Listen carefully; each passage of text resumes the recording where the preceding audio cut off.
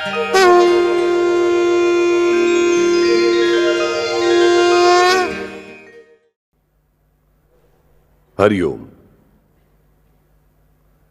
शिरो में राघवा पातु भालम दशरथात्मजः। शिरो में राघवा पातु भालम दशरथात्मजः कौसल्येयो दशौ पातु। આગળની લાઈન વધારે જ ગુગલી નાખે છે આપણને. કૌશલ્યેયો દશો પાતુ. આંખો, ચક્ષુ. કૌશલ્યેયો, કૌશલ્યાનંદન, કૌશલ્યાનો પુત્ર. અમારી દ્રષ્ટિનું રક્ષણ કરે છે, અમારી દ્રષ્ટિનું રક્ષણ કરો. અમારી આંખોનું રક્ષણ કરો, અમારા ચક્ષુઓનું રક્ષણ કરો. આંખ એટલે ફક્ત આંખ, પણ આંખથી લઈને મારા મગજ સુધી જે કંઈ છે તે ચક્ષુ છે. તે મારા ચક્ષુનું રક્ષણ કોણ કરે છે? તો કૌશલ્યાનો પુત્ર કરે છે. હવે એ મેં કહ્યું છે કે દરેક જગ્યાએ જે નામની યોજના છે તે અત્યંત યોગ્ય છે, એપ છે. આ કૌશલ્ય જ કેમ? આપણે તેની પહેલા કૌશલ્યા સમજી લેવી જોઈએ. કૌશલ્યા સમજાતું નથી ત્યાં સુધી કૌશલ્ય દશો પાતું એ સમજાશે નહીં. અને તેની સાથે આપણે સમજી લેવું જોઈએ કે દૃષ્ટિ એટલે શું, એટલે આ ચક્ષુ એટલે શું, અને તેમનું રક્ષણ આ કૌશલ્યા સાથે સંકળાયું કેવી રીતે છે. કૌશલ્યા જે રામની જનની છે, રામની જનની છે, એટલે તેમનું મહત્વ ફક્ત નથી. તો કૌશલ્યા જે કંઈ છે, કૌશલ્યા જે કંઈ છે તે ખૂબ મોટું છે. દશરથ રાજાની સૌથી મોટી પટ્ટરાણી, પ્રથમ તેના ઘરમાં આવેલી. દશરથને અનેક રાણીઓ છે, ફક્ત આ ત્રણ નથી, અનેક રાણીઓ છે. તેમાંથી આ ત્રણ મુખ્ય રાણીઓ કૌશલ્યા સુમિત્રાને કઈ કઈ અનેક રાણીઓ છે. અમુક લોકોએ કહ્યું છે કે 372 રાણીઓ હતી તેમને, પરંતુ કોઈને પણ પુત્ર નહોતો, ફક્ત તેને કન્યા હતી શાંતલા નામની, બાકી કંઈ જ નહીં. અને કૌશલ્યા તો વૃદ્ધાવસ્થામાં રહેલી રાણી હતી, અને હવે વૃદ્ધાવસ્થા આવી, હવે મારી ફળદ્રુપતા સમાપ્ત થશે તેની જાણ કૌશલ્યાને હતી. અને તેની એક જ ઈચ્છા હતી કે આ દશરથને એક તો પુત્ર મારા તરફથી અથવા કોઈના તરફથી, મારી બહેનો તરફથી, એટલા સૌતન પાસેથી મળે. તે સૌતનનો ઉલ્લેખ ક્યારે સૌતન તરીકે કરતી નથી. બધા ઉપર તે અતિશય પ્રેમ કરે છે, કોઈની સાથે દ્વેષ નથી કરતી. કેટલીક રાણીઓ તેની સાથે ખરાબ રીતે વર્તે છે, સ્વતંત્ર દ્વેષ હોય છે, અને કેટલીક રાણીઓ તેનો દોષી તરીકે ઉલ્લેખ કરે છે, તેનું દુઃખ સ્પષ્ટપણે તે વ્યક્ત પણ કરે છે કૌશલ્યા. અને આ બધી પરિસ્થિતિમાં પણ તેનું જે સૂર્યનું ધ્યાન છે તે ક્યારે પણ અટકતું નથી, ચૂકાતું નથી, ક્યારેય નહીં. તેની ઉપાસના ક્યારેય અટકતી નથી. તે મહાવિષ્ણુની ઉપાસના કરે છે, સૂર્યની ઉપાસના કરે છે, અને અત્યંત નિયમબદ્ધતાથી કરે છે. જે દિવસથી તેને ઉપાસના આપવામાં આવેલી છે તેની ઉંમરના 11મા વર્ષે, ઉંમરના 11મા વર્ષે ભરદ્વાજ મુનિએ તેને જે આ ઉપાસના આપી તે પ્રમાણે તે ઉપાસના કરે છે. તે ઉપાસના ઉંમરમાં પણ તેની ચાલુ છે. તેને બાળક થયેલું નથી. તે પટરાણી હોવા છતાં ઉપેક્ષિત છે, એટલે તેણે મારા દેવને છોડી દીધો કે ના, તેણે પોતાના દેવ છોડ્યા નથી. અને જુઓ, કોઈ ગમે તે વર્તન કરે તે બધી સૌતનો સાથે અત્યંત પ્રેમથી વર્તે છે. તેના હાથમાં ખરેખર કહીએ તો તાકાત હતી પટરાણી હોવાથી કંઈ પણ કરવાની, પણ તેઓ ક્યારેય ખરાબ નહોતા વર્ત્યા. અને આવી આ જે કૌશલ્યા છે, આ કૌશલ્યા રામને જન્મ આપે છે, જે સૌથી મોટો પુત્ર છે. દશરથના 4 પુત્રોમાં તે સૌથી મોટા છે. જન્મ્યા છે ચારે એક જ દિવસે, પણ રામ મોટા છે. મોટી રાણીનો પુત્ર છે, તેથી પહેલા આવેલા છે એટલે પુત્ર મોટા છે. અને મહાવિષ્ણુનો અવતાર છે એટલે તે મોટા છે. તે સાક્ષાત મહાવિષ્ણુ જ છે, તે પરમાત્મા જ છે, તે મોટા છે. અને પછી આ કૌશલ્યા જે છે, જ્યારે રામનો જન્મ થાય છે તે ક્ષણે તેને વશિષ્ઠ મુનિ પાસેથી બ્રહ્મજ્ઞાન પ્રાપ્ત થાય છે. તેને સમજાય છે કે પરમાત્મા એટલે શું, અને પરમ પુરુષ એટલે શું, અક્ષર પુરુષ એટલે શું, અને ઉત્તમ પુરુષ એટલે શું, આ વિશ્વ એટલે શું, જગત એટલે શું, વિશ્વેશ્વર એટલે શું, અને વિશ્વાત્મા એટલે શું. આ બધાનું જ્ઞાન તેમને આપોઆપ થાય છે. આ જ્ઞાન થતાં જ, આ જ્ઞાન થતાં જ કેવું ખોટું છે, થતાં કૌશલ્યાને પ્રશ્ન થાય છે કે આ જ્ઞાન અત્યારે મને જે થઈ રહ્યું છે, વશિષ્ઠ મુનિને તે કહે છે કે તેનાથી થઈ શું રહ્યું છે, કે તેનાથી મને આ મારો પુત્ર જેવો લાગતો નથી. કારણ કે બધું જ બ્રહ્મને તે ગભરાય છે. અને વશિષ્ઠ મુનિને શરણે જાય છે અને કહે છે કે મુનિ, આ જ્ઞાન અટકાવો. આ જ્ઞાન નથી જોઈતું મારે. તુલસીદાસનું ખૂબ સરસ સ્તોત્ર છે રામના જન્મ ઉપર, ખૂબ સરસ સ્તોત્ર છે. તેમાં ખૂબ જ સરસ વર્ણન છે આ પરિસ્થિતિનું. તે જે ક્ષણે જ્ઞાન ઉપર અવરોધ નાખે છે તે ક્ષણે તેને ચતુર્ભુજ સ્વરૂપ દેખાય છે મહાવિષ્ણુનું. તે સ્વરૂપ તે જુએ છે અને વશિષ્ઠ મુનિને પ્રશ્ન કરે છે, આ શું? વશિષ્ઠ મુનિ તેને કહે છે કે અરે આ જ તો મહાવિષ્ણુનું સ્વરૂપ છે કે જેના પ્રેમમાં દરેક જણ પડે છે અને પડવું જ જોઈએ. તે કહે છે મને નથી જોઈતું આના ઉપર હું કેવી રીતે પ્રેમ કરવાની? એટલામાં તે મહાવિષ્ણુ તેને કહે છે અરે મારે ચરિત્ર ઘડવું છે. માયા મનુષ્યમ હરિમ, મારે ચરિત્ર ઘડવું છે. અરે ચરિત્ર ઘડો, પણ ચરિત્ર ઘડાય તે પહેલા મારે તમારું બાળપણ ઘડવું જોઈએ, એટલે તમે બાળક થાઓ. હું તેના ઉપર પ્રેમ કરી શકું છું, હું આ રૂપ પર તમારું લાલન પાલન નહીં કરી શકું. તમારી અપેક્ષા છે કે મારે કરવું જોઈએ, પણ તે મને નહીં ફાવે ભાઈ. મને ક્યારે ફાવશે? તમે માનવ છો, તમે નાના બાળક છો અને હું તમારા ઉપર પ્રેમ કરી રહી છું. આ મને વધારે સુખદાયક છે, કારણ કે હું તમને જ શરણાવું છું અને તમને જ કહું છું કે તમે મારા પુત્ર થાઓ. તમે નાના માનવી બાળકનું જ રૂપ ધારણ કરો ભાઈ, સ્પષ્ટ શબ્દોમાં. અને તે જ ક્ષણે તે નાનું બાળક તેના ખોળામાં ક્રીડા કરવાનું શરૂ કરે છે. આવી આ કૌશલ્યા કે પરબ્રહ્મનું સ્વરૂપ તેને જોવાને કાંઠેથી આવી છે અને તે જ ક્ષણે તેના પુણ્યને કારણે તેને આ માર્ગ પ્રાપ્ત થયો. તે મોક્ષ મેળવીને મુક્ત થઈ જાત. રામ જન્મ પણ લઈ ચૂક્યા હતા. તેમને બીજી રાણીઓ નક્કી પ્રેમથી મોટા કર્યા હોત. કૈકેયીને પણ ખૂબ પ્રેમ હતો રામ ઉપર. આગળ મંથરા આવી દેવા છોડી દો. સુમિત્રાએ તો નક્કી જ સંભાળ્યા હોત. એટલે તેમને બંને ફાયદા હતા. રામને જન્મ આપવાનો ફાયદો અને મોક્ષ મળી જાત.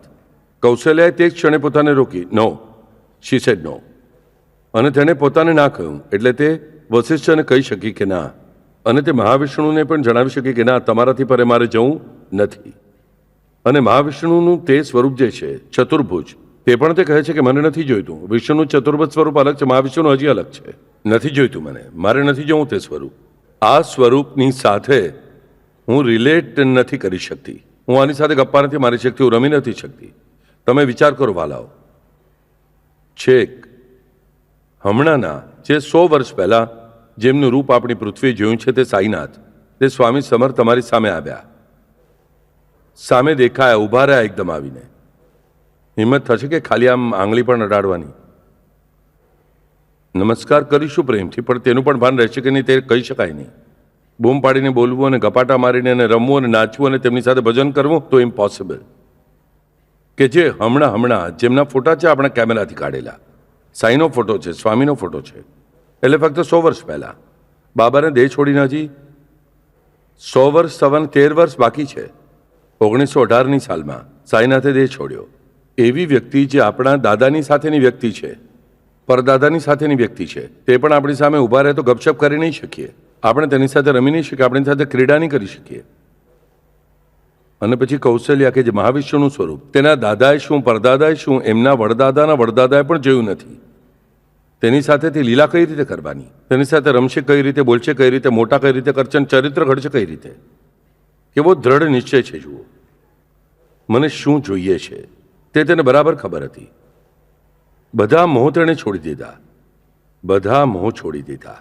મને મારો રામ જોઈએ, મને મારો દેવ જોઈએ. અને દેવ કેવો? ડુંગર દૂરથી રળિયામણા છે એમ નહીં, પણ મારો એવો હોવો જોઈએ, જેને મારે રમતા જોવો છે, જેને મારે નાચતા જોવો છે, જેને મારે બોલતા જોવો છે, જેનું ચરિત્ર ઘડાતા મારે જોવું છે. Yes, I want to be there. મારે તેના સાક્ષી બનવું છે તેની દરેક વસ્તુનું. ભલે હું 1 ફૂટ પર હોઉં અથવા 10,000 ફૂટ પર હોઉં, પણ હું સાક્ષીદાર હોવી જોઈએ. આ કૌશલ્યાની ભાવના, સાક્ષીદાર. અને મનુષ્યનો સૌથી મોટો સાક્ષીદાર કોણ? તો ચક્ષુ. આપણે સાક્ષી આપીએ એટલે શું કરીએ? આપણે જે જોયું છે તે જણાવીએ ને. સાક્ષ એટલે ફક્ત જોવું, કંઈક કરવું નહીં. પૂર્ણપણે સમર્પિત થયેલી ભક્ત છે તે. તેને કેવું રહેવું છે? સાક્ષી ભાવથી. હું કંઈ કરવાની છું, આ ભાવ તેનામાં નથી. તે કરાવી લેવાનો છે, આ તેનો ભાવ છે. એટલે તે સાક્ષી ભાવથી તેને હા કહે છે.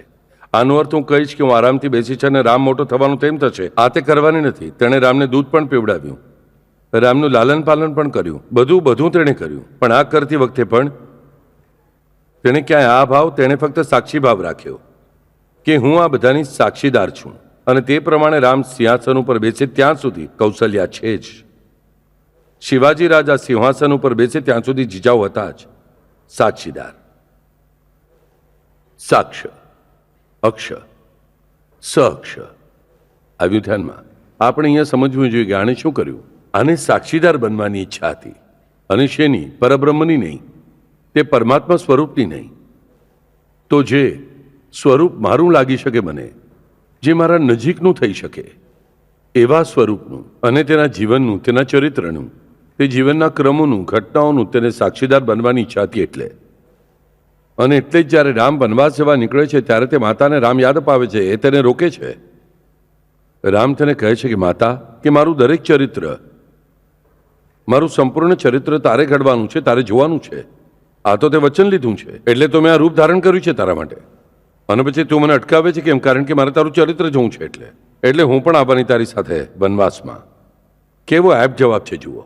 રામે તેને અટકાવવાનો પ્રયાસ કર્યો તો પણ તેણે રામની જ બાંય ચાલી કે તું કહે છે ને તો હું તે જ કહું છું તને, બરાબર છે, એટલે જ હું તારી સાથે આવવા ઈચ્છું છું. હું તને ક્યાં કહું છું રોકા? હું તને જરાય કહેતી નથી રોકા. તું તારા કર્તવ્યનું પાલન જરૂર કર, પણ હું પણ સાક્ષી તરીકે તારી સાથે આવવાની છે. ત્યારે રામ તેને જાણ કરાવે છે કે માતા, આ બધું તમને શેનાથી પ્રાપ્ત થયું? તો તમારા પાતિવ્રત્યને કારણે. અને તમે મારી સાથે વનમાં આવશો એટલે તમારા પાતિવ્રત્યનો ભંગ થશે, પછી આપેલું વચન ખોટું ઠરશે. એટલે તારે તારા પતિ માટે પાછળ રહેવું જરૂરી છે. રામે અટકાવી. ત્યારબાદ દશરથના મૃત્યુ પછી ભરત જ્યારે રામને મળવા આવે છે, રામ ભરત ભેટ, ત્યારે કૌશલ્યા, કૈકેયી, સુમિત્રા ત્રણેય જણી આવેલી છે. ત્યારે કૌશલ્યા કહે છે, હવે તારા પિતા પણ ત્યાં નથી, તો હું તારી સાથે રહું, એમાં શું વાંધો છે?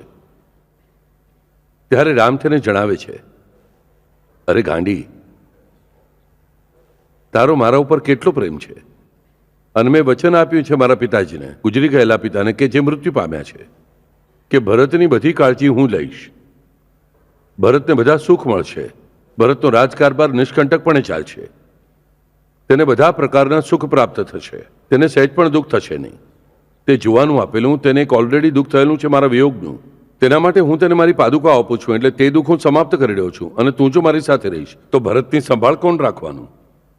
તારા પતિને મેં આપેલું વચન હું કેવી રીતે પૂરું કરીશ? તારા પતિને કેટલો ત્રાસ થશે આનો સ્વર્ગમાં. જા માં, તું પાછી. રામ તેને પાછી મોકલી આપે છે. કેમ? તેના ઉપરના પ્રેમને કારણે, કે આ અતિ વૃદ્ધ ઉંમરના તેને આપણી સાથે અગવડ ન થાય. એટલે પછી આપણે કહીએ છીએ કે સાક્ષીદાર રહી ક્યાં? કૌશલ્યાનું વર્ણન ખૂબ જ સુંદર કરી છે તુલસીદાસજી, કે વનવાસમાં રામને બીજી વાર મળીને આવ્યા પછી, ભરત અને તેજને મળ્યા પછી, રામ પાછો તેને દેખાય ત્યાં સુધીના પૂર્ણકાળમાં કૌશલ્યા એક વાર પણ, એક નિમિષ પણ, નિમિષ એટલે ખરેખર શું? તો બે પાપણો એક સાથે બંધ થાય. બોલતા બોલતા આપણી પાપણો બંધ થાય છે જુઓ, તો બે પાપણો બંધ થાય તેટલો સમય એટલે નિમિષ. તો તે નિમિષ માટે પણ આંખો ખુલ્લી રાખતી નથી. કૌશલ્યાનું વર્ણન કેટલું સરસ છે જુઓ, કે કૌશલ્યા આ સંપૂર્ણ સમયમાં, ગાંધારી આપણે જોઈએ છીએ પટ્ટી બાંધી લે છે, પતિને માટે અગવડ કરી નાખે છે, પેલો આંધળો આ આંધળી. ખરેખર આ તેનું કર્તવ્ય શું હતું? કે પતિની લાકડી બનવું, પણ તે પતિ ઉપર બદલો લે છે. તમે આંધળા સાથે મારું લગ્ન કરાવ્યું, હવે હું પણ આંધળ બનીશ અને તેમનો અસહયોગ કરીશ. પાતિવ્રત્ય છે પણ બદલાની ભાવના પણ છે. સંપૂર્ણ મહાભારત બદલાથી ભરેલું છે. અહીંયા કૌશલ્યા તો શું કરે છે? તે આંખ ઉપર પટ્ટી બાંધતી નથી, આંખો જ બંધ કરી લે છે, બીજું કંઈ જોતી જ નથી. નિમિષ માટે પણ તે આંખો ખોલતી નથી, તે પાછી આંખો ખોલે છે. વનવાસથી નીકળતી વખતે, વનવાસમાં રામને મળ્યા પછી ત્યાંથી નીકળતી વખતે રામના ચહેરા ઉપર જ તે આંખો બંધ કરે છે. તે રૂપ તે આંખોની સામે સંઘરીને રાખે છે, અને ફરી જ્યારે રામ તેની સામે આવીને ઉભા રહે છે ત્યારે જ તે આંખો ખોલે છે. ત્યાં સુધી તેની સામે રામ જ છે. જે રામનું સ્વરૂપ તેણે જોયું આંખો બંધ કરતા પહેલા, તે જ રામનું સ્વરૂપ એ તેની બંધ આંખોની સામે સતત સાક્ષીદાર. એટલે અહીંયા બુદ્ધ કૌશિક ઋષિ આપણને જણાવે છે, કૌશલ્યેયો દૃશોપાતું, દ્રષ્ટિનું રક્ષણ. એટલે આપણને લાગે છે કે ફક્ત જોવાનું, ના, આપણે ખુલ્લી આંખોથી જેટલું જોઈએ છે ને વાલાઓ, તેનાથી 10 ગણું 100 ગણું આપણે બંધ આંખોથી જોતા હોઈએ છીએ, તે ધ્યાનમાં રાખો. અને દૃશ્યોપાતું એટલે ખુલ્લી આંખોથી જોયેલું તેનું પણ રક્ષણ, અને બંધ આંખોથી આપણે જે જોઈએ છીએ તેનું પણ રક્ષણ. જુઓ, સાદી વાત છે, આપણે કોઈક ભગવાનના ફોટો સામે જાપ કરવા બેસીએ છીએ, તે ભગવાનના ફોટા તરફ જોતા જોતા જોતા આપણો મંત્ર ચાલુ રહે છે, ઓમ કૃપા સિંધુ શ્રી સાંઈનાથ એનામાં જે કંઈ છે તે. પણ વચ્ચે જ આપણી ફક્ત જાપમાળા ક્યાંક ફરતી રહે છે, મોઢાથી મંત્ર ચાલુ રહે છે, આંખ સામેના સાંઈ બાબા દેખાતા બંધ થાય છે. આપણને શું થાય છે? મનમાં કંઈક વિચારો આવે છે, ક્યાંક ભટકતા રહે છે, મંત્ર ચાલુ રહે છે અને સામે સાંઈ બાબાનું ચિત્ર પણ આપણે એકાગ્ર ચિત્તથી જોઈ શકાતું નથી. એટલે શું? આપણી આંખો ખુલ્લી છે પણ તે જોઈ નથી રહી. સારું, આપણે પ્રવાસમાં જતા બારીમાંથી બહાર જોઈએ છીએ, જોતા જોતા મનમાં વિચારો શરૂ થાય છે અને બહાર શું ચાલી રહ્યું છે આપણે સમજાતું નથી. એટલે આંખો તો ખુલ્લી છે, પછી જોતા કેમ નથી આપણે? કારણ કે આપણું મન તે આંખોની સાથે નથી એટલે. અને તેનાથી ઉલટું, આંખો બંધ હોવા છતાં આપણી આંખો સામે કેટલી બધી વાતો ચમકી જાય છે, વિચાર કરો.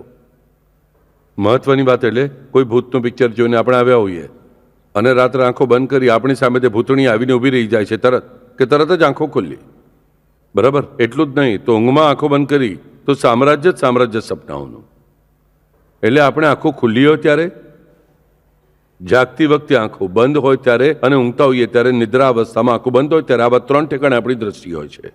અને 3 પ્રકારની દ્રષ્ટિનું રક્ષણ જે છે, જાગૃતિ, સ્વપ્ન અને નિદ્રા, આ ત્રણેય અવસ્થાઓમાંથી આપણી દ્રષ્ટિનું રક્ષણ કોણ કરે છે? તો કૌશલ્યો દૃશ્યો પાતું. કોણ કરે છે? તો કૌશલ્યાનો પુત્ર કરે છે. કેમ? કારણ કે કૌશલ્ય હંમેશા આ દરેક દ્રષ્ટિની બાબતમાં સાવધાન છે. એટલે ખુલ્લી આંખોથી તેણે રામને જ જોયા, બંધ આંખોથી પણ તેમણે રામને જ જોયા. અને ત્રીજી મહત્વની વાત એટલે કે સપનામાં પણ તેણે ફક્ત રામને જ જોયા. હવે તમે કહેશો, બાપુ આ કેવી રીતે? આના વિશે ખૂબ જ સુંદર વાત છે. હું તમને મનથી કહું છું, અત્યંત સુંદર વાત છે કે જ્યારે રામનું રૂપ આંખોમાં સંઘરીને આંખો બંધ કરી કૌશલ્યા પાછી આવે છે ત્યારે કૌશલ્યાનો હાથ જે છે ને તે સુમિત્રાના ખભા ઉપર છે. સુમિત્રા ઉપર તેનો અત્યંત પ્રેમ છે અને સુમિત્રાના ખભા ઉપર હાથ રાખીને તે ચાલી રહી છે. અયોધ્યામાં તે પાછી આવે છે, રાજમહેલમાં જાય છે અને રાજમહેલમાં ચાલતા ચાલતા તેના ધ્યાનમાં આવે છે કે સુમિત્રાએ તેને લાવીને હવે બેસાડી છે મંચ પર. અને સુમિત્રા તેને કહે છે કે જ્યેષ્ઠ ભગીની મારી મોટી બહેન છો તમે, કે હું થોડી બધી તૈયારી કરું અને પછી તમે સ્નાન કર્યા પછી હું સ્નાન કરવા માટે જાઉં, કે હું પહેલાં સ્નાન કરું અને પછી તમને સ્નાન કરાવું? મને કંઈ સમજાતું નથી, મને કન્ફ્યુઝન થયું છે. તે કહે છે કે તમે આટલા પવિત્ર છો, રામની માતા છો અને તમને સ્નાન કરવા માટે મારે પવિત્ર થવું જોઈએ, મારે સ્નાન કરવું જોઈએ. એવું મારું એક મન કહે છે. તો એક મન મને એવું કહે છે કે તમે હંમેશા પવિત્ર જ છો, મારા જેવી અપવિત્રતાથી તને શું ફરક પડવાનો? કંઈ જ પડી શકે નહીં, તમે સદાય પવિત્ર જ છો. મને સમજાતું નથી. કૌશલ્યા તેને કહે છે, અરે તું પણ ખૂબ થાકી ગઈ હશે, હું પણ ખૂબ થાકી છું, આપણે બંને થોડી વાર આરામ કરીએ અને પછી પહેલાં તું સ્નાન કર, ફ્રેશ થા પછી થોડી વાર પછી હું નાહવા માટે જાઉં છું અને હું દાસીઓની મદદથી સ્નાન કરીશ. સુમિત્રા કહે છે, ના ના, હું તો બધી તૈયારી કરું છું. સુમિત્રા બધી તૈયારી કરે છે અને સુમિત્રા કહે છે, ના, હું તમને સ્નાન જ કરાવું છું. અને સુમિત્રા તેને સ્નાન કરાવવાનું શરૂ કરે છે. સુમિત્રા પોતે સ્નાન કરીને આવી છે.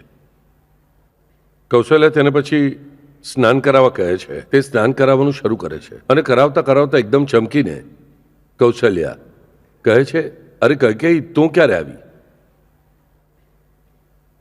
સુમિત્રાના સ્નાન કરાવતા કરાવતા વચ્ચે જ કૈકેયીએ ત્યાં પ્રવેશ કર્યો છે. કૈકેયીને પૂર્ણપણે પસ્તાવો થયો છે અને કૈકેયીએ સ્નાન કરાવવાનું શરૂ કર્યું છે. કૈકેયી ફક્ત આવીને ઊભી રહે છે, સ્પર્શ કરતી નથી, ફક્ત પાણીનો લોટો ઉઠાવીને સુમિત્રાના હાથમાં આપવાનું કામ કરે છે. તો કૌશલ્યાને દેખાય છે કેવી રીતે? કૈકેયી મનમાં વિચાર કરે છે, આમને કેવી રીતે સમજાવ્યું હશે? તે સમયના રીત રિવાજ પ્રમાણે તે ત્રણેયના અંગ પર બંગડીઓ નથી, તો બંગડીઓનો અવાજ આવ્યો તો ના, કોઈ સુગંધિત અત્તર વગેરે લગાડવાની પરવાનગી નહોતી એટલે તે પણ લગાવેલું નથી. કંઈ સમજવાનો માર્ગ જ નથી, પછી કઈ રીતે સમજાયું? કઈ વિચાર કરે છે. સ્નાન કરીને કૌશલ્યા બહાર આવે છે અને આ ત્રણેય જણા જમવા બેસે છે. કૌશલ્યા રામે મોકલેલા જે ફળ છે તે ફળ પહેલા બહાર કાઢે છે અને તેનો પહેલો કોળિયો તે કૈકેયીને ખવડાવે છે. કૈકેયીને આશ્ચર્ય થાય છે કે હું બેઠી છું ક્યાં, તે આને સમજાયું કેવી રીતે? આની આંખો બંધ છે, આને કંઈ દેખાતું નથી, પછી આને સમજાવું કઈ રીતે હું ક્યાં બેઠી છું અને સુમિત્રા ક્યાં બેઠી છે? કૈકેયી આલે કોળિયો કરીને તેને બરાબર મારા મોઢામાં જ કેવી રીતે મૂક્યો? આપણે પોતાને પણ પોતાની આંખને એકદમ હાથ લગાવવું ફાવશે નહીં, આંખ બંધ કરીને. ઘરની વસ્તુઓને અડવું પણ શક્ય નહીં હોય. આમને કેવી રીતે ફાવ્યું? કૈકેયીના મનમાં પાછો પ્રશ્ન ઉભો રહે છે. બીજા દિવસે કૈકેયી વિચાર કરે છે કે આ દરરોજ સવારે બ્રહ્મ મુહૂર્ત પર ઉઠે છે અને ઉપાસના કરવા બેસે છે સૂર્યની. હું પણ તેના પહેલાં ઉઠું છું. જુએ તો સુમિત્રા પણ ઉઠી ગઈ છે. બંને ઉતાવળથી આવે છે, બધી તૈયારી કરે છે અને તૈયારી કરીને તે માંડેલી હોય છે. એટલામાં બંને જણા કંઈક ફૂલ, તુલસીના પાન વગેરે લાવવા માટે બાજુમાં જાય છે. એટલામાં જુએ છે તો કૌશલ્યા આવીને પાટલા પર બેસી ગઈ છે અને આંખો બંધ અવસ્થામાં તે બધા પૂજાની વસ્તુઓ વધુ વ્યવસ્થિત ઉઠાવે છે. તેને ખબર નથી વસ્તુઓ ક્યાં છે. આ કેવી રીતે? કઈકેયીને પ્રશ્ન થાય છે. ત્યારબાદ રાતનો સમય આવે છે. કૌશલ્યા સુવા માટે આવે છે. એટલે પછી કૌશલ્યા અને સુમિત્રાને કઈકેયી કહે છે કે હું મહાપાતકી, મને તમારા બંનેની સેવા કરવા દો. બંને બાજુમાં સૂવે છે અને બંનેના પગ દબાવે છે. કઈકેયી બેસીને અત્યંત પ્રેમવાળી છે. કઈકેયી ધ્યાનમાં રાખજો. તે પગ દબાવે છે અને પગ દબાવતા દબાવતા એકદમ કૌશલ્યા તેને કહે છે, અરે કઈકેયી, જો તારા હાથ પર કેટલા ઉજરડા પડ્યા છે. શેનાથી રે? કઈકેયીને લાગે છે ઉજરડા પડ્યા છે, તે હાથે પગ દબાવી રહી છું એટલે સમજાયું હશે. નહીં રે, કોઈને સમજાય છે કે આંખો બંધ હોય તો પણ સમજાઈ જાય. ના, મેં સજા તરીકે શરીરને આ પછી કષ્ટ આપવાનું નક્કી કર્યું છે. અને તે પ્રમાણે મેં રામનું શયનગૃહ છે, સીતાનું શયનગૃહ છે, તેની સાફ સફાઈ કરવાનું નક્કી કર્યું છે. કોમળ છે પણ મારાણી છે. તે કરવાને કારણે મારા ત્યાં ઉજરડા થયા છે. પણ આ ઉજરડા પડવું જ ઉત્તમ છે.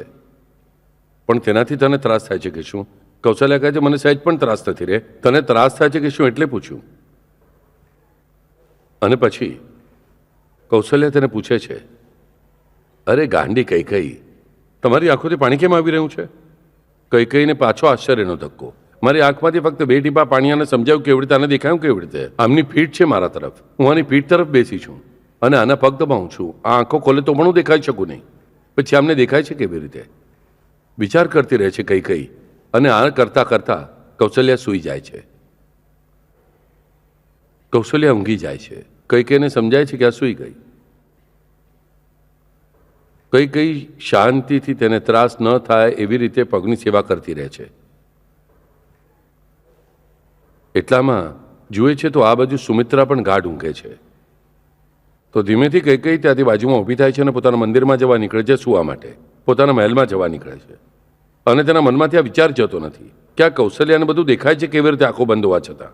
બીજા દિવસે સવારે બધી સેવા થયા પછી તે વશિષ્ઠ મુનિ પાસે જાય છે અને કહે છે, આ શું છે? આ કઈ લીલા છે? આ કેવી રીતે બધું? આ કઈ સિદ્ધિ છે? વશિષ્ઠ તેને કહે છે, આ સિદ્ધિ શું મને ખબર નથી. હું જાણું છું તેવી જે અષ્ટ સિદ્ધિઓ છે તેનાથી પરે આ સિદ્ધિ છે એવું મને લાગે છે. તો એવું કરીએ, હું તને દિવ્ય દ્રષ્ટિ આપું છું કે તે દ્રષ્ટિથી તને કૌશલ્યા તે ક્ષણે શું શું જોઈ રહી છે તે તને દેખાઈ શકશે. ધ્યાનમાં રાખજો, વશિષ્ઠ પણ સદગુરુ તત્વ છે. કેટલા પ્રેમાળ છે જુઓ. કઈકેયીને પસ્તાવો થયો છે એટલે પછી તેને સંપૂર્ણ મદદ કરવા માટે સદગુરુ તત્વ તૈયાર છે. અને વશિષ્ઠ તેને તે દિવ્ય દ્રષ્ટિ આપે છે. તે રાત્રે પાછી પગની સેવા કરવા માટે કઈકેયી આવે છે. કૌશલ્યા સૂઈ જાય છે. અને સૂઈ ગયા પછી એકદમ કઈકેયીના મનમાં વિચાર આવે છે, અરે વશિષ્ઠ આપણે સિદ્ધિ આપી છે, દિવ્ય દ્રષ્ટિ આપી છે. હવે સપનામાં કૌશલ્યા શું જોઈ રહી હશે? અને તે ક્ષણે તેના મનમાં વિચારતાની સાથે કૌશલ્યા શું જોવે છે તેને દેખાય છે. તો કૌશલ્યાને ફક્ત રામ જ દેખાઈ રહ્યા છે. સાઈ ચરિત્રમાં એકનાથનું ભજન છે, જાગત રામા સોવત રામા. ઔરંગાબાદકર આ રામનું ભજન ગાય છે. તે એકનાથનો અભંગ છે. જાગત રામા સોવત રામા સપને મેં હી સીતારામા. આ ત્રણેય જગ્યાએ રામ ફક્ત કૌશલ્યાને દેખાય છે. સપનામાં પણ તેને ફક્ત રામ દેખાય છે. અને તે રામના રૂપમાં કઈકેયી એટલી લીન થઈ જાય છે કે તે દિવ્ય દ્રષ્ટિ તે રોકી શકતી નથી. અને વાત કેવી થાય છે કે કૌશલ્યા જાગી જાય છે, કૌશલ્યા ઉઠીને બેસે છે, તો પણ કૌશલ્યાને રામ જ દેખાય છે અને કઈકેયીને પણ રામ જ દેખાય છે. એટલે કઈકેયીની સમાધિ તૂટી જ શકતી નથી. કૌશલ્યા તો જાગ્યા પછી બધા વ્યવહાર કરે છે. કઈકેયી તો ધ્યાનમાં ફસાઈ ગઈ છે, તેની સમાધિ લાગી ગઈ છે.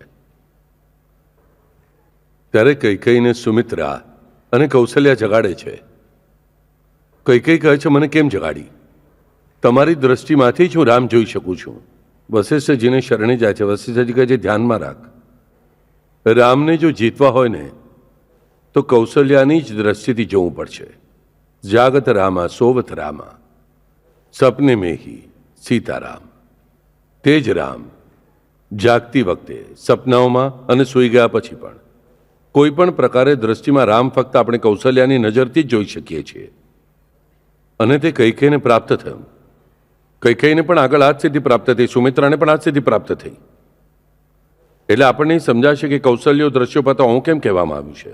કે દ્રશ્યનો સંબંધ આવ્યા પછી કૌશલ્યાનંદન આ જ નામ બુદ્ધ કૌશિકે કેમ લીધું? તો રામ પાસે ત્રણેય અવસ્થા, આપણે ગણપતિ અથર્વશીર્ષમાં ગાઈએ છીએ ને, અવસ્થાત્રયાતીત, ધેયત્રયાતીત, કાલત્રયાતીત. જો પ્રત્યેક કાળથી પરે કૌશલ્યા ગઈ છે. પ્રત્યેક અવસ્થાત્રયાતીત, ત્રણેય અવસ્થાઓ એટલે જાગૃતિ, સ્વપ્ન, સુષુપ્તિ, ત્રણેય અવસ્થાઓથી પરે તેને ફક્ત રામ જ છે. એટલે ત્રણેય અવસ્થામાં તેને રામ જ છે. આપણી પણ આજે ત્રણ પ્રકારની દ્રષ્ટિઓ છે. આપણે જાગતા હોઈએ ત્યારે, જાગતા હોવા છતાં આપણે જ્યારે જોતા નથી ત્યારે, એટલે આપણને સમજાતું નથી ત્યારે સપનામાં આપણે જોઈએ છીએ સૂતા વખતે. કોઈ પણ પ્રકારની દ્રષ્ટિ લો, આપણી તે પ્રકારની દ્રષ્ટિમાં રામનું જ હોવું તે પહેલા જ સાધ્ય કરીને કોણે કરીને લીધું? તો કૌશલ્યાએ સાધ્ય કરીને લીધું. અને જ્યારે બુદ્ધ કૌશિક કહે છે કે કૌશલ્યે જે છે, જે રામ છે તે રામ કહેતા નથી પણ કૌશલ્યાનો પુત્ર આપણી દ્રષ્ટિનું રક્ષણ કરી લેશું, તો આ ત્રણેય પ્રકારના સમયે, ત્રણેય પ્રકારની દ્રષ્ટિમાં તે આપણું રક્ષણ કરે. એટલે ત્રણેય પ્રકારની દ્રષ્ટિમાં આપણને તે કૈકેયી જેવો જ રામ પ્રાપ્ત થાવ. આપણે કૈકેયીના સ્ટેજ પર છીએ આજે. આપણે રામને આવી રીતે વનવાસમાં મોકલેલા છે, તો આપણે તે કૈકેયીનું જ પાછું ઉદાહરણ સ્વીકારવું જોઈએ કે તેણે જેવો પસ્તાવો કર્યો તેવો પસ્તાવો સ્વીકારીને આપણે તે કૌશલ્યાના માર્ગથી તે રામ આપણી ત્રણેય અવસ્થાઓનો નાય કેવી રીતે થશે, ત્રણેય અવસ્થાઓમાં તે આપણને રામ કેવી રીતે દેખાશે, આ પરિશ્રમ આપણે કરવા જોઈએ. અને એટલે આપણી દ્રષ્ટિનું રક્ષણ થવું જરૂરી છે. અને તે કોણે કોણે કરવું જોઈએ? તો કૌશલ્યાના પુત્રે જ કરવું જોઈએ. એટલે આપણને તે કૌશલ્યા જેવી ગતિ પ્રાપ્ત થશે. જાગત રામા સોવત રામા.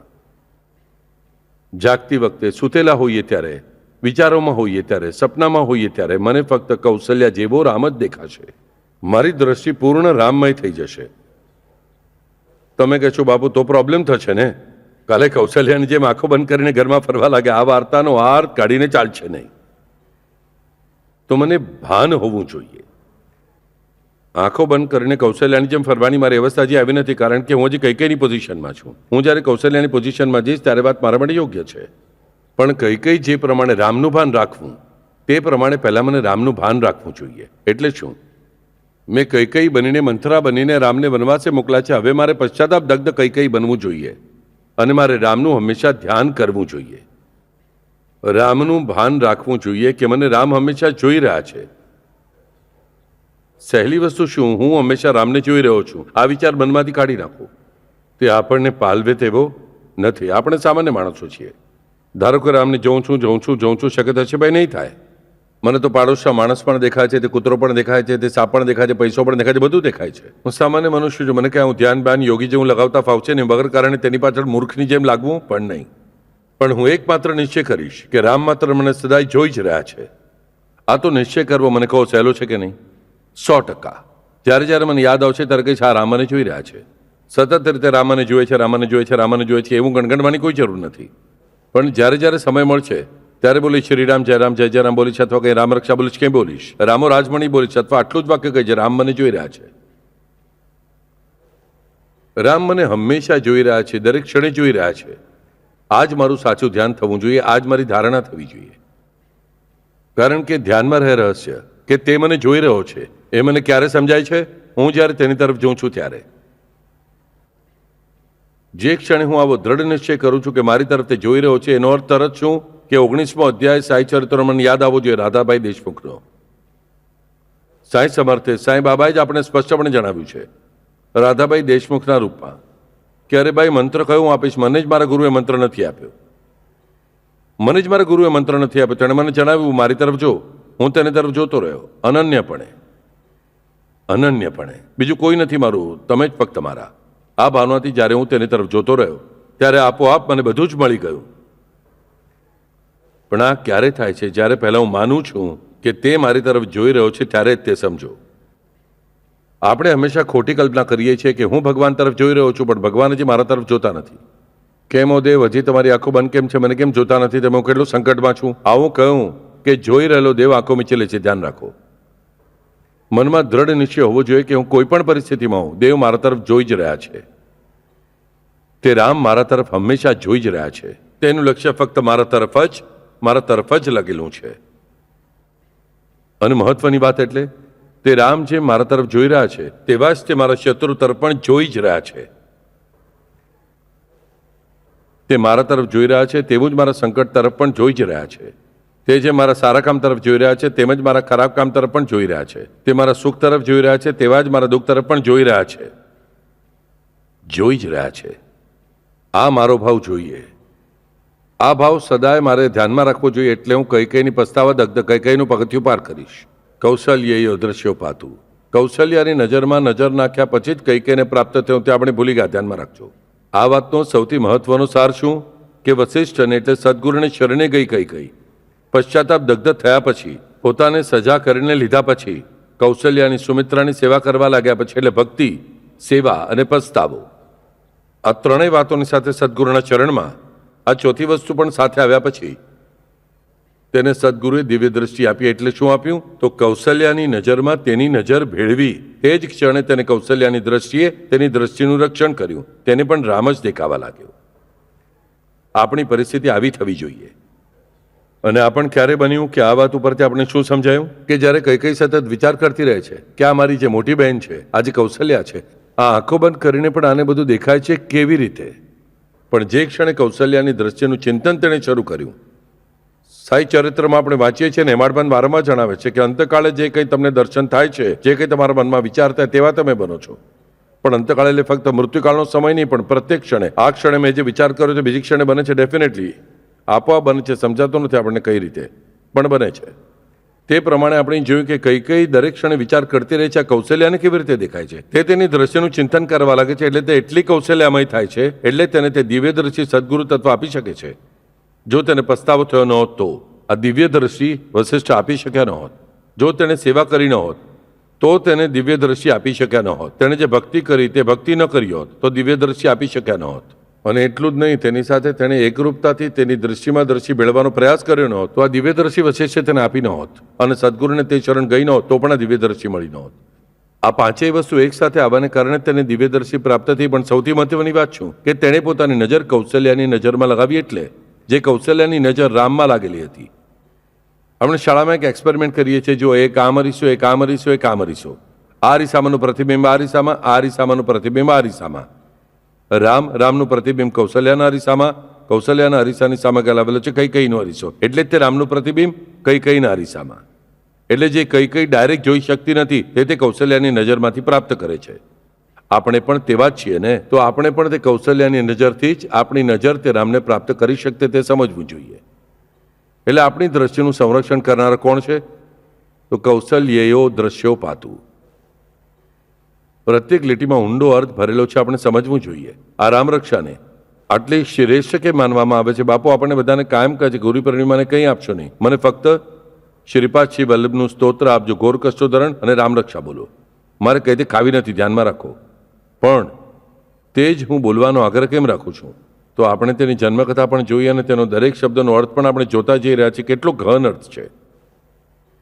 તો આ દ્રશ્યો પાતુમાં આજે ત્રણ અવસ્થા આપણે જોઈ કે આપણી દ્રષ્ટિ જે ત્રણ પ્રકારની છે. આ દ્રષ્ટિથી પરે, આ ત્રણ દ્રષ્ટિઓથી પરે વધુ એક સાવ જ અલગ દ્રષ્ટિ છે જે આપણી પાસે હોય છે. હું દિવ્ય દ્રષ્ટિ વગેરે જરાય પણ કહેતો નથી. સાદી સાવ દ્રષ્ટિ, જેને આપણે કહીએ છીએ દૂરદ્રષ્ટિ. મરાઠીમાં જેને દૂરદ્રષ્ટિ કહીએ છીએ એટલે શું? જુઓ, તે માણસ પાસે દૂરદ્રષ્ટિ નથી એટલે તે આગળનો વિચાર કરતો નથી, પોતાનો કામ ચલાવો વિચાર કરે છે અને કામ ચલાવે છે. તે પણ આપણી દ્રષ્ટિ જ છે. અને દૂરદ્રષ્ટિ જે છે ને તે માનવ નૈયા છપાવે છે. જેની પાસે દૂરદ્રષ્ટિ નથી તે ક્યારેય યશ મેળવી શકતો નથી. અને આ જે દ્રષ્ટિ છે તેનું સંરક્ષણ તો ફક્ત તે કૌશલ્યાનંદન જ કરી શકે છે. કારણ કે તે દૂરદ્રષ્ટિનો સંબંધ પણ કૌશલ્ય એ જ છે. કારણ કે કૌશલ્યા શબ્દનો અર્થ જ એટલે દૂરદ્રષ્ટિ એમ છે. કૌશલ્યા શબ્દનો અર્થ જ એટલે દૂરદ્રષ્ટિ. આ છે, ધ્યાનમાં રાખજો. રામ ફક્ત દૂરદ્રષ્ટિને એટલે વિવેકના પેટે જ જન્મ લે છે. વિવેક વગર દૂરદ્રષ્ટિ નહીં અને દૂરદ્રષ્ટિ વગર વિવેક નહીં. તો આપણે સાદી વાત જાણીએ છીએ કે મને અત્યંત જોરથી ભૂખ લાગી છે. હું સ્ટેશનથી ઘરે આવવા માટે નીકળ્યો છું. મને રસ્તા ઉપર પડેલો એક વડાપાઉં દેખાયો. મને ભૂખ લાગી એટલે શું ગંદકીમાં પડેલો વડાપાઉં ખાઈશ કે ના? હું થોડું સામાન્ય ઉદાહરણ દૂરદ્રષ્ટિનું. હું કહીશ ભાઈ ના, હજી 10 મિનિટ છે, હું ચાલીશ ઘરે જઈશ, હું ઘરે જઈને કંઈક સારું ખાઈશ અથવા સારી હોટલમાં જઈને ખાઈશ. પણ એ કાદવમાં પડેલો વડાપાઉં ખાવાનો નથી. આ દૂરદ્રષ્ટિ છે, આ વિવેક છે. મારા માટે સારું શું ખરાબ શું ફક્ત ઉભા રહેવાની તૈયારી. આ એટલે આ જે જાણ છે ને તે દૂરદ્રષ્ટિ છે. દૂરદ્રષ્ટિ છે કૌશલ્ય નામનો અર્થ એટલે દૂરદ્રષ્ટિ છે. અને આ જે દૂરદ્રષ્ટિ છે, આ દૂરદ્રષ્ટિનું રક્ષણ થયા વગર માનવનું રક્ષણ થઈ શકતું નથી. જેની પાસે દૂરદ્રષ્ટિ નથી તે માણસોની હંમેશા છેતરામણી થતી રહે છે. હંમેશા આપણી છેતરામણી થતી રહે છે. આપણે અલ્પકાળના ગુસ્સા માટે કેટલું નુકસાન કરાવી લઈએ છીએ. હું હંમેશા તમને કહું છું કે પોતે માનવ પોતાનું જેટલું નુકસાન કરે છે તેટલું તેનું 100 શસ્ત્રો એકસાથે આવીને પણ નુકસાન કરી શકશે નહીં. ધ્યાનમાં રાખો. 100 શું 1 લાખ શત્રુ એકસાથે આવ્યા તો પણ જેટલું તે માનવનું નુકસાન કરી શકતા નથી તેટલું માનવ પોતે પોતાનું નુકસાન કરતો હોય છે. આ ગુસ્સો, લોભ, મોહ, મદ મત્સરાનાથી. અને તે બધી વાતોની પાછળ જે સૌથી મહત્વની વાત હોય છે એટલે દૂરદ્રષ્ટિનો અભાવ. અને દૂરદ્રષ્ટિ એટલે દૂર સુધી જનાર દ્રષ્ટિ, એટલે ભવિષ્યકાળમાં ડોક્યું કરનાર દ્રષ્ટિ. તે જ પ્રમાણે જે હું ભગવાનથી કેટલો દૂર આવ્યો છું તે જોનાર દ્રષ્ટિ એટલે આ દૂરદ્રષ્ટિ. પહેલા માનવને જોવું પડે છે કે હું કેટલો ભગવાનથી દૂર આવેલો છું. આ જ્યાં સુધી હું જોતો નથી ને ત્યાં સુધી મને કંઈ ફાયદો થતો નથી. ધ્યાનમાં રાખો. પહેલા તે જોવું જોઈએ કે તે ભગવાનથી હું કેટલો દૂર આવ્યો છું. અને પછી તે જેટલો દૂર આવ્યો છું તેટલું અંતર એટલે જ માયા, તેટલું અંતર એટલે જ મારું દુઃખ. મારા નસીબમાં દુઃખ વધારે છે. આનો અર્થ હું ભગવાનથી ખૂબ દૂર આવ્યો છું. અને હું જ્યારે નજીક જઈશ તેટલા જ પ્રમાણમાં તે દુઃખ ઓછું થવાનું છે. આપણી અપેક્ષા શું હોય છે? હું દૂર નહીં જાઉં, હું ઉલટી દિશામાં દોડીશ. દેવે મારી પાછળ દોડતા આવવું જોઈએ. દેવ આવે છે દોડીને ક્યારે? જ્યારે તમારા મુખમાં તેનું નામ હોય છે ત્યારે. પછી તે પાછળથી દોડીને આવે છે. પણ આપણે તો તેનું નામ લીધા વગર, સેવા કર્યા વગર, ભક્તિ કર્યા વગર આપણે વિરુદ્ધ દિશામાં દોડવાનું અને કહેવાનું કે દેવે અંતર ઓછું કરવું. એટલે આપણે પ્રયત્ન કરીશું અંતર વધારવાનો, દૂરપણું વધારવાનું અને ભગવાને અંતર ઓછું કરવા માટે જોવું. શું કામ? આપણે પહેલા સમજવું જોઈએ. એટલે પહેલા મારી દરેક માનવીની જરૂરિયાત શું કે હું ભગવાનથી કેટલો દૂર આવ્યો છું તે પહેલા જુઓ. તે દૂરદ્રષ્ટિ સૌથી આવશ્યક છે. તે જ આપણી પાસે નથી. તમે કહેશો બાપુ અમારી પાસે આવી કોઈ ફૂટપટ્ટી નથી અંતર માપવા.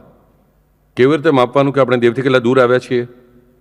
મારી ફક્ત મોટી મોટી વાતો બોલવા ઉપર સહેજે વિશ્વાસ નથી. અહમ બ્રહ્મોસ્મિ, તત્વમસી વગેરે બધા વાક્ય મને બરાબર છે, ખબર છે. પણ તેનાથી આપણે કંઈ સમજાતું નથી, બોધ થતો નથી. ત્યાં સુધી તેનો કોઈ ઉપયોગ નથી. તેનો અનુભવ આવ્યા વગર તેનો કોઈ અર્થ નથી. પણ હું અહીં જે બોલું છું તે અનુભવજન્ય જ હું તમને કહી રહ્યો છું. ધ્યાનમાં રાખો. હું જે અનુભવી શકું છું, દરેક માણસને બેસેલું અનુભવી શકે છે તેટલું જ હું તમને જણાવું છું. આ અંતર આપણે માપી શકીએ છીએ કે હું કેટલો દૂર આવ્યો છું ભગવાનથી. આ અંતર હું માપી શકું છું. અને આ અંતર માપવાના 5 પરિમાણ છે, 5 મેજરમેન્ટ્સ છે જેનાથી હું આ અંતર માપી શકું છું. અને તે જ આ 5 માપની મને ખબર હોવી એટલે દૂરદ્રષ્ટિ નહીં. તો ખબર પડ્યા પછી આ 5 માપ હું સતત વાપરતો રહું એટલે દૂરદ્રષ્ટિ. એટલે જ મારો દુરાવો, મારું અંતર પરમાત્માથી માપવું. આ 5 પરિમાણ કયા? તો પહેલું મહત્વનું પરિમાણ એટલે કે અશાંતિ. મારા પાસે જે પ્રમાણમાં માનસિક અશાંતિ છે, દિવસના 24 કલાકમાં હું 24 કલાક કહું છું એટલે ઊંઘ અને જાગતા રહેવું બધું આવ્યું. 24 કલાકમાંથી જેટલો સમય હું શાંત છું, હું કામ કરતો હોઈશ, પિક્ચર જોઉં, બધું કરતો હોઈશ, પણ હું શાંત છું. મારું ચિત્ત શાંત છે. મારું ચિત્ત રેસ્ટલેસ આપણે કહીએ છીએ ને, રેસ્ટલેસ નથી, ચંચળતા નથી. તો જેટલું શાંતત્વ છે ને 24 કલાકમાં, તેટલા જે કલાક છે તેટલા બાદ કરવાના. બાકી રહેલા કલાક આ મારું અંતર ભગવાનથી જ, આ મારું પરમેશ્વર સુધીનું અંતર. હું કેટલો દૂર આવ્યો છું? જેટલો સમય 24 કલાકમાંથી અશાંત છું, હું ભગવાનથી તેટલા પ્રમાણમાં દૂર છું. અંતર મારું કેટલું જોઈએ? 0. 24ના 24 કલાક શૂન્ય જોઈએ. 24ના 24 કલાક હું શાંત જોઈએ. ઊંઘમાં પણ, જાગતી વખતે પણ. ઊંઘમાં હું શાંત છું કે નહીં કેવી રીતે સમજાય કે મને ઊંઘ ગાઢ આવી કે નહીં? મને સપના કેટલા પડ્યા તેનાથી નક્કી થાય છે. એટલે હું અંતર કેવી રીતે માપી શકું? હું 24 કલાકમાંથી હું આટલા જ કલાક હું શાંત નહોતો. જેટલા કલાક હું શાંત નહોતો, આવ્યું ધ્યાનમાં? એટલે મારે તેટલા કલાક અંતર કાપવાનું છે. તેટલા કલાક અંતર હજી મારે કાપવાનું છે. મેં કેટલું અંતર કાપ્યું છે? તો જેટલા કલાક હું શાંત હતો 24 કલાકમાંથી 2 કલાક, 2.5 કલાક અથવા 20 મિનિટ, તેટલું જ અંતર મેં જ્યાર સુધી પરમેશ્વરની દિશામાં કાપેલું છે. અને આટલું અંતર બાકી છે. પહેલું પરિમાણ. જો આપણને સહેલું છે કે નહીં મને કહો, આનામાં કંઈ અઘરું છે કે શું? નહીં. પ્રયત્નોમાં અભ્યાસથી હું નક્કી આ માપ મારા પોતાને લગાવી શકું છું. બીજું પરિમાણ એટલે કે દિવસના 24 કલાકમાં હું જાગતો હું ત્યારે, દિવસના 24 કલાકમાંથી હું જાગતો હું ત્યારે મને કેટલી વાર ભગવાનનું આપોઆપ સ્મરણ થયું, કોઈ પણ દુઃખ વગર અથવા કોઈ પણ સુખ વગર. કેટલી વાર મને સ્મરણ થયું અને આનું પરિમાણ શું? તો હું જાગતો હું ત્યારે કેટલી વાર મને મારું સ્મરણ થયું. આવ્યું ધ્યાનમાં? જેટલી વાર મને મારું સ્મરણ થયું અને જેટલી વાર મને ભગવાનનું સ્મરણ થયું, જેટલી વાર મને મારું સ્મરણ થયું તેનામાંથી જેટલી વાર મને ભગવાનનું સ્મરણ થયું તે બાદ કરવાનું, અને બાકી રહેલું છે તે અંતર મારું ભગવાનથી. સિમ્પલ વાત. કે મને દિવસભરમાં મારું સ્વયંનું સ્મરણ કેટલું થયું, કે મને ભૂખ લાગી છે, મારે આ કરવું છે, મારે તે કરવું છે, હું કેટલી વાર યાદ આવ્યું, અને ભગવાન કેટલી વાર યાદ આવ્યા તેનો મેં અંદાજ હોય ભલે માપ્યો તો પણ ભાઈ હું 200 વાર થયું દિવસભરમાં, અને ભગવાન માંડ 5 વાર યાદ આવ્યા. મેં એકવાર બેસીને 108 વાર જાપ કરે એટલે તે 108 ના ગણતા તરત પછી માપવાનું ચાલુ કરશો ને તે એક વાર, અને તેનામાંથી જ્યારે મારું પૂર્ણચિત એકાગ્ર થયું તે જ માપવું જોઈએ. કેટલી વાર મને સ્મરણ થયું? નહીં થયું. જેટલું થયું તેટલું બાદ કરો. મને જેટલું મારું સ્મરણ થયું તેમાંથી મને જેટલી વાર ભગવાનનું સ્મરણ થયું તેટલું બાદ કરો. બાકી રહ્યું તે મારું ભગવાનથી અંતર. વધારે સહેલું પરિમાણ. આપણાથી અંતર નક્કી માપી શકાય છે. બધાના ચહેરા મને દેખાઈ રહ્યા છે. હા બાપુ, અમે માપી શકશું. ખરું કહું છું, વાલાઓ માપજો. ત્રીજું પરિમાણ જે છે ભગવાનથી મારું અંતર માપવાનું, એટલે કે હું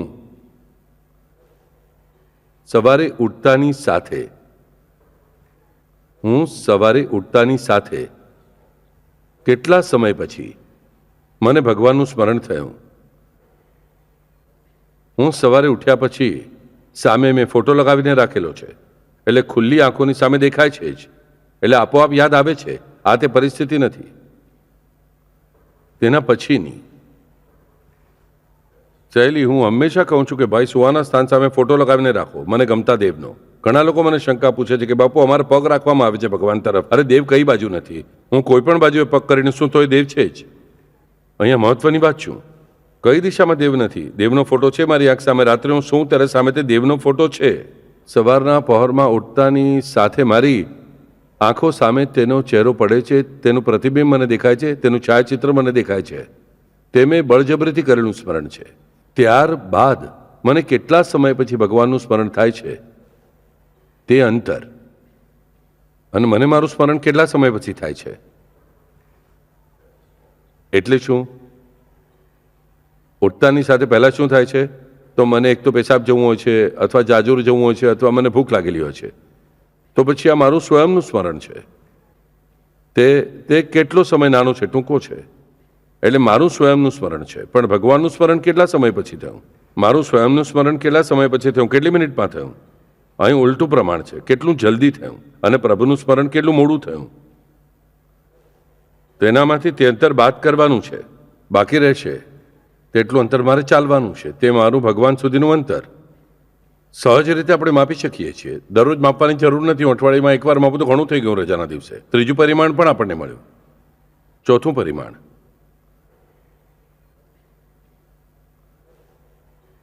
સંપૂર્ણ મહિનામાં હું જેટલા પગલાં ચાલું છું મારા પોતાને માટે,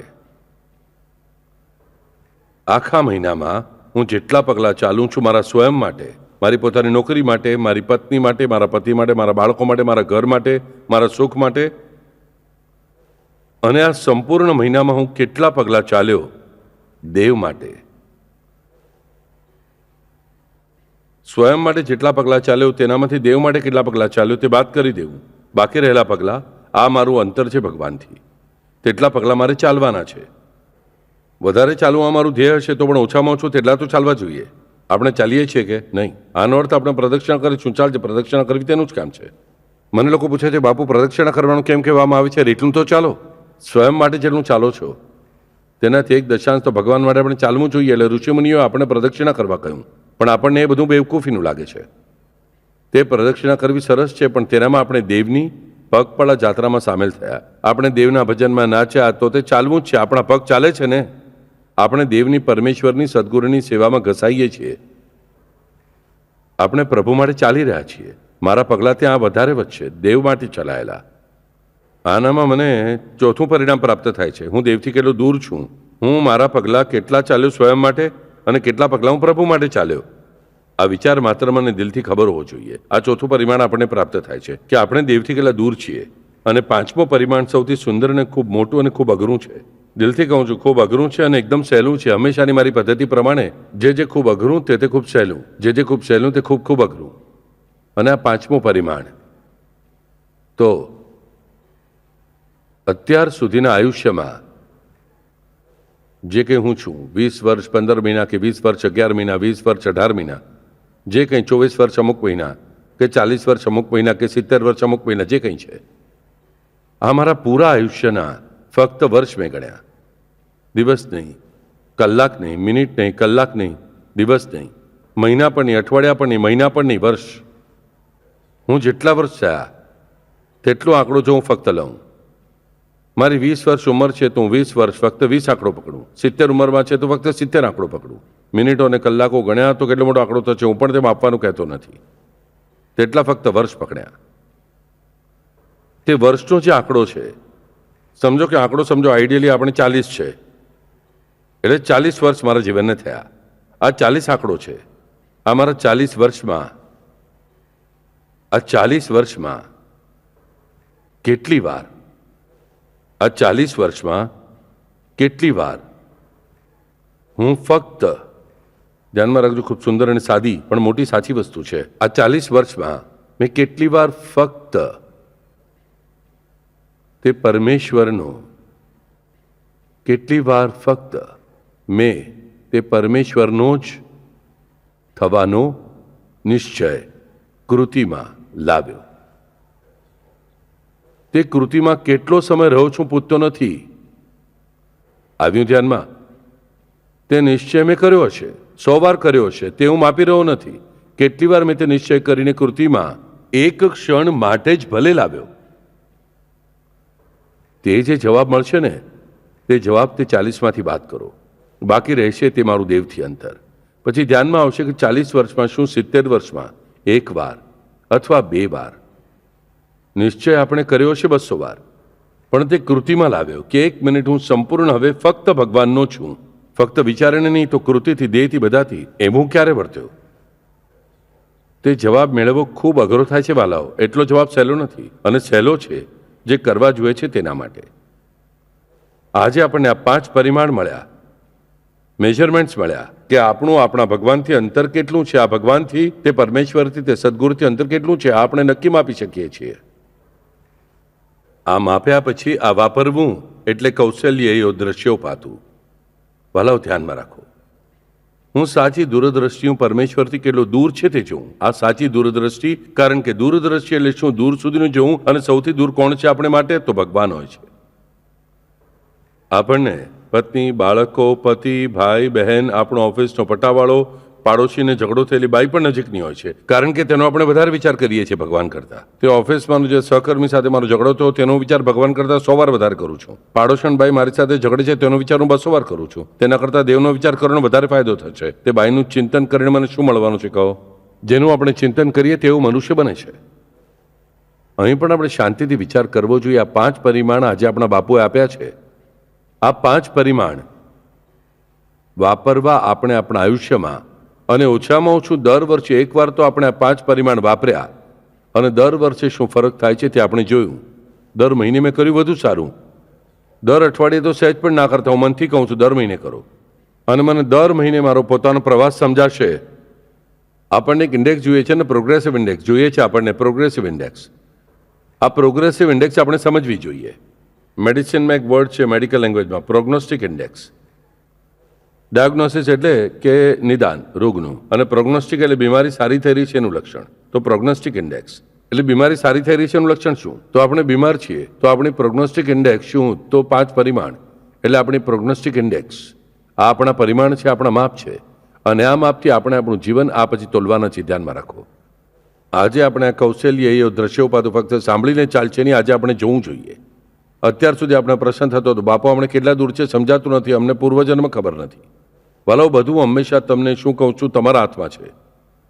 અને હું અહીં બેઠો છું તમારો હાથ પકડીને આ ઈ ઉ શ્રી ગણેશ તમારી પાસે લખાવી લેવા માટે ધ્યાનમાં રાખો. પણ તમે કહેશો કે હું પાટી તોડી નાખીશ, પેન્સિલ તોડી નાખીશ અને ભાગી જઈશ, તો હું તમારી પાછળ ત્યારે માત્ર દોડવાનો નથી. 108%. તમારી પાટી તૂટેલી હશે, હું તમને નવી પાટી આપીશ. તમારી પાસે પેન્સિલ નહીં હોય, હું તમને પેન્સિલ આપીશ. તમારો હાથ કાપશે, હું તમારો હાથ મજબૂત પકડીને રાખીશ. તમને લખવું ફાવતું નહીં, હું તમારી સાથે 100 વાર ઘૂંટીશ. તમે કહેશો હું પાટી તોડીશ, હું પેન્સિલ તોડીશ, અને પછી ઠીકરું તમારા માથા ઉપર ફોડીશ. તે તો ઠીકરું મારા માથા પર ફોડી લેવાનું નથી, હું 2 ઠીકરા તમારા જ માથા પર ફોડીશ. અને આજે મેં તમને પરિમાણ આપ્યા છે. મને મોઢાની વાતો ચાલતી નથી, અનુભવજન્ય જે છે તે જ વાતો હું ફક્ત બોલું છું. કલ્પના વિલાસ મને માન્ય નથી. આપણે આપણા દેવનું અંતર ડેફિનેટલી આપણે માપી શકીએ છીએ. આજ આપણને સમજાયું છે. હવે ઉપયોગમાં લાવીને કૌશલ્ય દ્રશ્યોપાતું થવું છે કે નહીં, આ પ્રશ્ન તમારો છે, ઉત્તર મારો છે. હરિઓમ.